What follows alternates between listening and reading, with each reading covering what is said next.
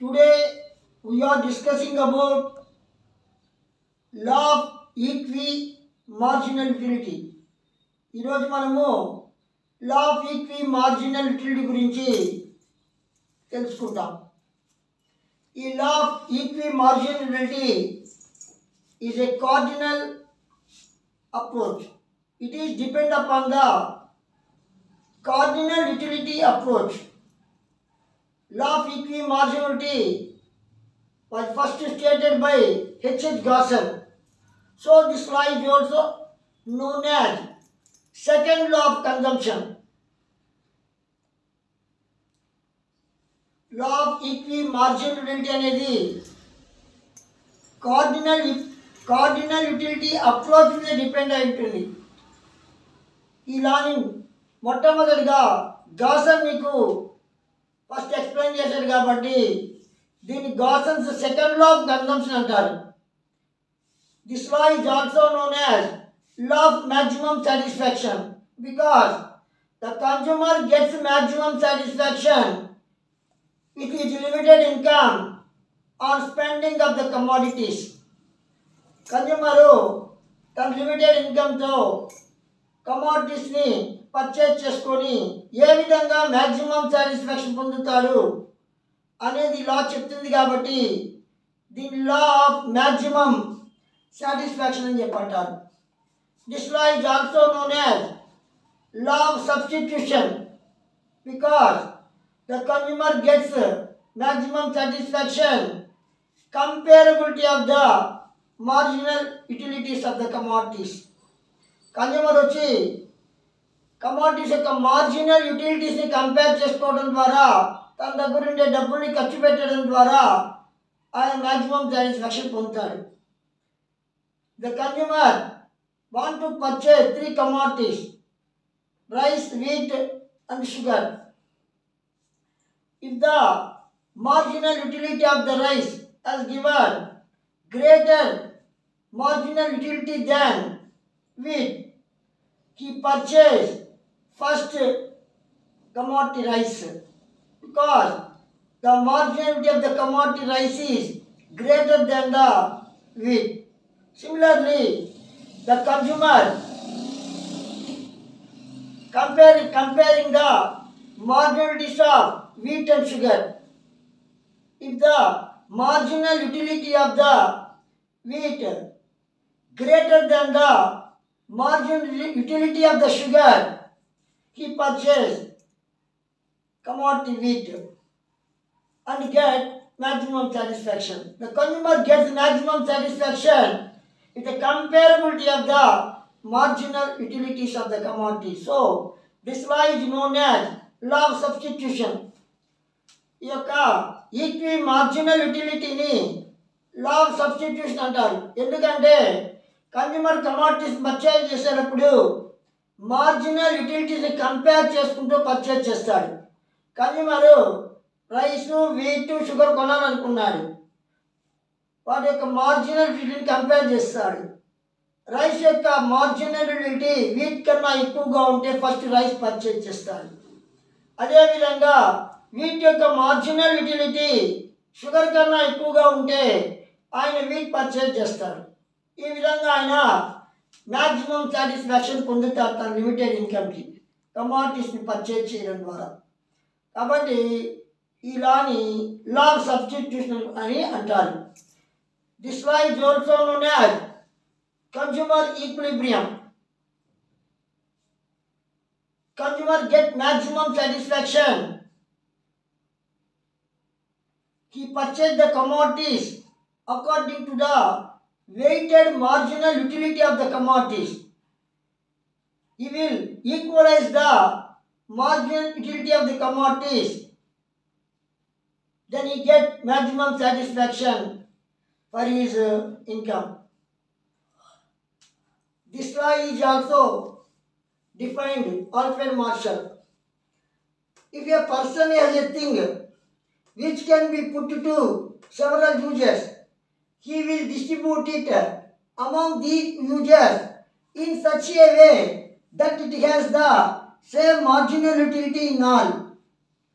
ఓ పర్సన్కి థింగ్ అంటే ఇక్కడ ఇన్కమ్ అనేది ఉంది. ఆ ఇన్కమ్ ద్వారా అనేక రకాల కమోడిటీస్ని పర్చేజ్ చేసుకోవచ్చు. అంటే డిఫరెంట్ యూజెస్ ఉంటాయి. ఈ విధంగా తన ఇన్కమ్ ఏ విధంగా ఆయన డిస్ట్రిబ్యూట్ చేస్తాడంటే కమోడిటీస్ యొక్క మార్జినల్ యూటిలిటీలు ఈక్వల్ అయ్యేటట్టు చూసుకొని అన్ని కమోడిటీస్ యొక్క మార్జినల్ యూటిలిటీస్ ఈక్వల్ చేసుకోవడం ద్వారా కమోడిటీస్ పర్చేజ్ చేసి ఆయన సాటిస్ఫాక్షన్ పొందుతాడు. అందుకనే ఈ యొక్క లాని law of equi marginal utility అన్నారు. అంటే ప్రతి కమోడిటీ యొక్క మార్జినల్ యూటిలిటీని వెయిట్ చేసుకోవడం ద్వారా ఆయన అన్ని కమోడిటీస్ మార్జినల్ యూటిలిటీ సమానం అవడం ద్వారా ఆయన తన లిమిటెడ్ ఇన్కమ్ని స్పెండ్ చేయడం ద్వారా మ్యాక్సిమం సాటిస్ఫాక్షన్ పొందుతాడు. కాబట్టి ఏ పర్సన్ యాజ్ ఎ థింగ్ అంటే ఇన్కమ్ అనమాట, which can be put to several users, he will distribute it among the users in such a way that it has the same marginal utility in Alfred martial. అంటే ఒక కన్జ్యూమర్కి income ఉంది, ఆ ఇన్కమ్కి different users ఉన్నాయి. అంటే different commodities అని purchase చేయొచ్చు. Purchase చేసేటప్పుడు ఎన్ని కమోడిటీస్ పర్చేజ్ చేస్తాడో ఆ కమోడిటీస్ యొక్క మార్జినల్ యూటిలిటీస్ని వెయిట్ చేసుకొని ప్రతి కమోడిటీ యొక్క మార్జినలిటీ ఈక్వల్ కావాలి. అలా ఈక్వల్ అయితేనే ఆయన మ్యాక్సిమం సాటిస్ఫాక్షన్ పొందుతాడు. దీని ఈక్వేషన్ ద్వారా చెప్పచ్చు. Equilibrium is equal MU of A by PA equal MU of B by PB equal to MU of C by PC. Equilibrium is equal MU of A by PA, MU of B by PB, MU of C by PC. ఇక్కడ MU of A, MU of B, MU of C, it shows the marginal utilities of commodities ABC, PA, BB, PC. PA, PB, BC shows the prices of the commodities ABC. If we divide the MU of A with PA, we get weighted marginal utility of A. Similarly, if we divide the MU of B with PB, we get weighted marginal utility of B. Similarly, we divide the MU of C with PC, we get weighted marginality of C commodity. So, weighted marginality of commodity A and commodity B and commodity C are here equal. So, consumer get maximum satisfaction with equalizing the weighted marginal utilities of commodities. Consumer commodities purchase చేసేటప్పుడు marginal యూటిలిటీస్ని wait చేసుకుంటాడు. ప్రతి commodity యొక్క marginal utility equal అయిందంటే అప్పుడు ఈయన తన ఇన్కమ్కి maximum satisfaction పొందుతాడు. MU of Aని ఇక్కడ MU of A, MU of B, MU of C అంటే marginal utilities of ABC commodities. PA, PB, PC అంటే prices of the commodity A, B and C. మనము MU of Aని PAతో divide చేస్తే ఏ commodity యొక్క weighted marginal utility వస్తుంది. MU of Bని PBతో divide చేస్తే B యొక్క వెయిటెడ్ మార్జినలిటీ వస్తుంది. MU of Cని PCతో డివైడ్ చేస్తే C యొక్క వెయిటెడ్ మార్జినలిటీ వస్తుంది. ABCల యొక్క వెయిటెడ్ మార్జినలిటీ ఈక్వల్ అయితేనే ఈయన మ్యాక్సిమం సాటిస్ఫాక్షన్ని పొందుతాడు.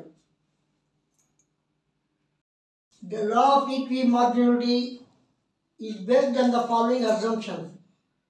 Assumptions అంటే ఈ లా వచ్చి కొన్ని కండిషన్స్ ఆధారంగా పనిచేయాలి. ఆ కండిషన్స్ ఫుల్ఫిల్ అయితేనే ఈ లా వర్క్ అవుతుంది. First one is consumer is rational.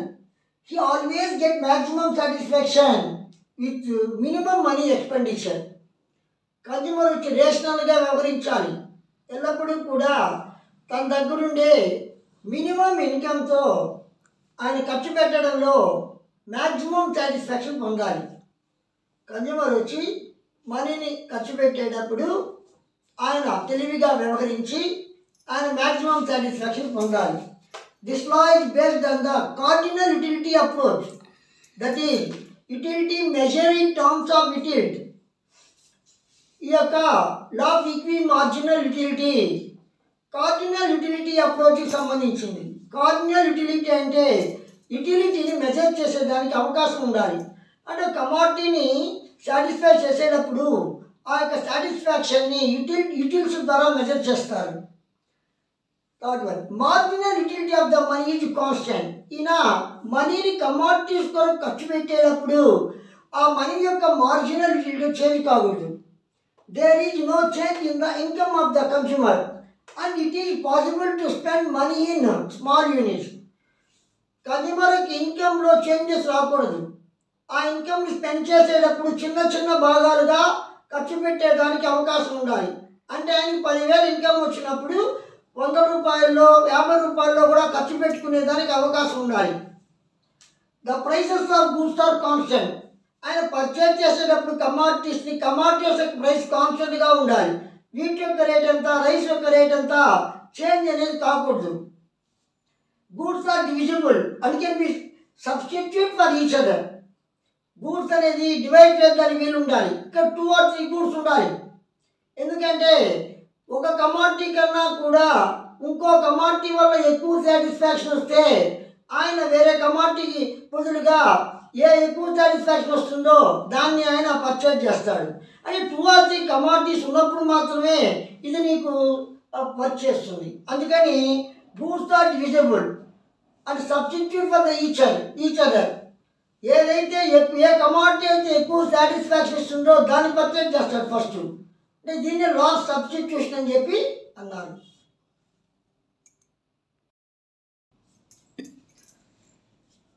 ఇప్పుడు మనము ఈక్వి మార్జినల్ యూటిలిటీని టేబుల్ అండ్ డయాగ్రమ్ ద్వారా ఎక్స్ప్లెయిన్ చేస్తాం.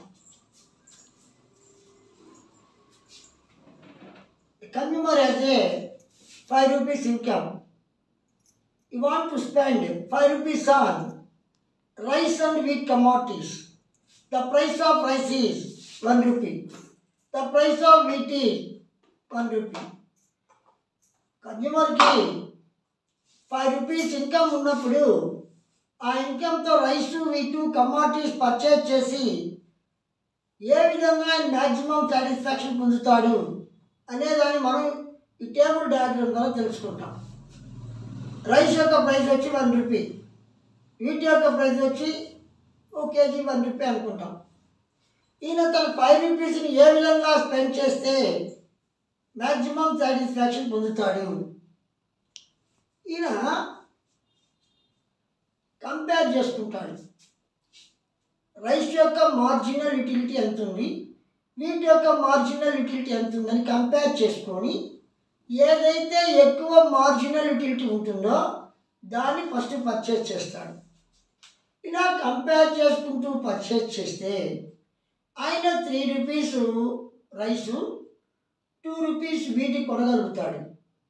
అలా కంపేర్ చేస్తూ పర్చేజ్ చేస్తే 3 రూపీస్ యొక్క లాస్ట్ మార్జినల్ యూటిలిటీ 15 ఉంటుంది. వీటికి 2 రూపీస్ ఖర్చు పెట్టినప్పుడు వీటి యొక్క లాస్ట్ మార్జినలిటీ 15 ఉంటుంది. అంటే రైస్ యొక్క లాస్ట్ మార్జినలిటీ వీటి యొక్క లాస్ట్ మార్జినలిటీ కూడా అవుతాయి. ఇలా కంపేర్ చేసుకుంటూ పర్చేజ్ చేస్తే ఆయన తన ఇన్కమ్కి మ్యాక్సిమం సాటిస్ఫాక్షన్ పొందుతాడు. 3 రూపీస్ రైస్ని పర్చేజ్ చేస్తే లాస్ట్ మార్జినలిటీ 15 అవుతుంది. అంటే 3rd రూపీ వద్ద 15 ఉంటుంది. 2 రూపీస్ వీటికి పర్చేజ్ చేస్తే లాస్ట్ మార్జినలిటీ 15 ఉంటుంది. 2 రూపీస్ 2nd రూపీ వద్ద 15 ఉంటుంది. అంటే ఇలా పర్చేజ్ చేస్తేనే లాస్ట్ మార్జినలిటీస్ ఈక్వల్ అవుతాయి అని మ్యాక్సిమం సాటిస్ఫాక్షన్ పొందుతాడు. 3 రూపీస్కి రైస్ని పర్చేజ్ చేసినప్పుడు స్పెండ్ చేసినప్పుడు 25 + 20 + 15, 25 + 20 + 15 60 యూటిల్స్ వస్తుంది. 2 రూపీస్ వీట్ స్పెండ్ చేసినప్పుడు 21 15, 21 + 15 36 యూటిల్స్ సాటిస్ఫాక్షన్ వస్తుంది. 5 రూపీస్కి టోటల్గా 96 యూటిల్స్ సాటిస్ఫాక్షన్ వస్తుంది. అంటే 60 + 36 96 యూటిల్స్ వస్తుంది. అది కాకుండా రైస్ యొక్క లాస్ట్ మార్జినలిటీ 15 ఉంది. వీటి యొక్క లాస్ట్ మార్జినాలిటీ 15 ఉంది, రెండు ఈక్వల్ అయ్యాయి. అందుకని ఈయన 96 యూటిల్స్ని సాటిస్ఫాక్షన్ పొందుతాడు, maximum satisfaction. 3 rupees rice spend చేస్తే 25 + 20 + 15 60 యూటిల్స్ వస్తుంది. 25 + 20 + 15. 2 రూపీస్కి వీట్ స్పెండ్ చేస్తే 21 + 15 యూటిల్స్ వస్తుంది. అంటే 21 + 15 యూటిల్స్ వస్తుంది. అంటే ఓవరాల్గా అతను రైస్ వల్ల 60 యూటిల్స్, వీట్ వల్ల 36 యూటిల్స్ పొందుతాడు. అని టోటల్గా 96 యూటిల్స్ పొందుతాడు. ఇలా కంపేర్ చేస్తూ పర్చేజ్ చేస్తే రైస్ యొక్క లాస్ట్ మార్జినాలిటీ వీట్ యొక్క లాస్ట్ మార్జినాలిటీ ఈక్వల్ అవుతాయి. అప్పుడు అట్లా కాకుండా ఆయన ఎలా అంటే అలా ఖర్చు పెడతాడు. 4 రూపీస్ రైస్ ఖర్చు పెడతాడు, 1 రూపీ వీటికి ఖర్చు పెడతాడు. లాస్ట్ మార్జినాలిటీ ఈక్వల్గా, అందుకనే ఆయనకు సాటిస్ఫాక్షన్ కూడా ఎక్కువ రాదు. అంటే 25 + 20 + 15 + 10, 25, 20, 15 + 10 70 యూటిల్స్ వస్తుంది. 21 + 15 21 యూటిల్స్. అంటే 4 రూపీస్ రైస్ ఖర్చు పెడితే 70 యూటిల్స్ వచ్చింది. 1 రూపీ వీటి స్పెండ్ చేసి 21 యూటిల్స్ వచ్చింది. టోటల్గా 91 యూటిల్స్ వచ్చింది. అంటే దీనివల్ల వచ్చిన యూటిల్స్ ఎక్కువ సాటిస్ఫాక్షన్, దీనివల్ల వచ్చిన తక్కువ సాటిస్ఫాక్షన్. అంటే ఇది కంపేర్ చేస్తూ లా ఆఫ్ సబ్స్టిట్యూషన్గా పనిచేసింది ఇక్కడ. అందుకని ఎక్కువ సాటిస్ఫాక్షన్ వచ్చింది. ఇక్కడ కంపేర్ చేయాల, తన ఇష్ట ప్రకారంగా పర్చేజ్ చేశాడు, అందుకని మ్యాక్సిమం సాటిస్ఫాక్షన్ పొందరు. కాబట్టి ఈ టేబుల్ ప్రకారంగా కన్జ్యూమర్కి కమాడిటీస్ పర్చేజ్ చేసేటప్పుడు ఏ కమాడిటీ వల్ల ఎక్కువ సాటిస్ఫాక్షన్ వస్తుందో అది పర్చేజ్ చేస్తూ పోతే అప్పుడు లాస్ట్ మార్జిన్ ఈక్వల్ అవుతాయి. ఫస్ట్ కమాడిటీ యొక్క లాస్ట్ మార్జినాలిటీ, సెకండ్ కమాడిటీ యొక్క లాస్ట్ మార్జిన్ ఈక్వల్ అవుతాయి. అలా అయితేనే మ్యాక్సిమం సాటిస్ఫాక్షన్ పొందుతాడు. ఈ టేబుల్ని మనం డయాగ్రామ్ ద్వారా మనం ఎక్స్ప్లెయిన్ చేస్తాం. ఓఎక్స్ యాక్సిస్లో మనీ స్పెండ్ తీసుకున్నాం, ఓవైఎక్స్లో ఎంయూ ఆఫ్ రైస్ తీసుకున్నాం. Diagram A. Diagram B. OX represent money spent, OYX represent marginal utility of wheat. ఇక్కడ కన్జ్యూమర్ వచ్చేసి ఈ 3 రూపీస్ రైస్ వద్ద లాస్ట్ మార్జిన్ 15 ఉన్నట్టు పీ పాయింట్ తెలుపుతుంది. 3rd రూపీ వద్ద లాస్ట్ మార్జిన్ 15 ఉన్నట్టు పీ పాయింట్ తెలుపుద్ది. అదేవిధంగా 2 రూపీస్ వద్ద లాస్ట్ మార్జినాలిటీ 15 అని ఎం పాయింట్ తెలుపుద్ది. అంటే రైస్ యొక్క మార్జినాలిటీ, లాస్ట్ మార్జినాలిటీ వీటి యొక్క లాస్ట్ మార్జిన్ ఈక్వల్ అయినట్టు పిఎం తెలుపుతుంది. PM curve. అందులో పిఎం కర్వ్ని ఈక్వి మార్జినల్ యూటిలిటీ కర్వ్ అంటారు. 3rd రూపీ వద్ద 15 గుర్తుపెట్టాం. 3rd రూపీ వద్ద 15కి గుర్తుపెట్టి పీ పాయింట్ మార్క్ చేసాం. ఇక్కడ 2nd రూపీ 15 వద్ద ఎం పాయింట్ మార్క్ చేసాం. అంటే ఈ రెండు ఈక్వల్ అయ్యింది. మార్జినల్ యూటిలిటీస్ ఈక్వల్ అయ్యాయి కాబట్టి పిఎం కర్వ్ని ఈక్వి మార్జినల్ యూటిలిటీ కర్వ్ అంటారు. ఈ విధంగా కన్జ్యూమర్ వచ్చేసి మార్జినల్ యూటిలిటీస్ ఈక్వల్ చేసుకున్నాడు అని పిఎం కర్వ్ అనేది తెలుస్తుంది. కాబట్టి పిఎం కర్వ్ని ఈక్వి మార్జినల్ యూటిలిటీ కర్వ్ అని చెప్పి అంటారు అన్నమాట.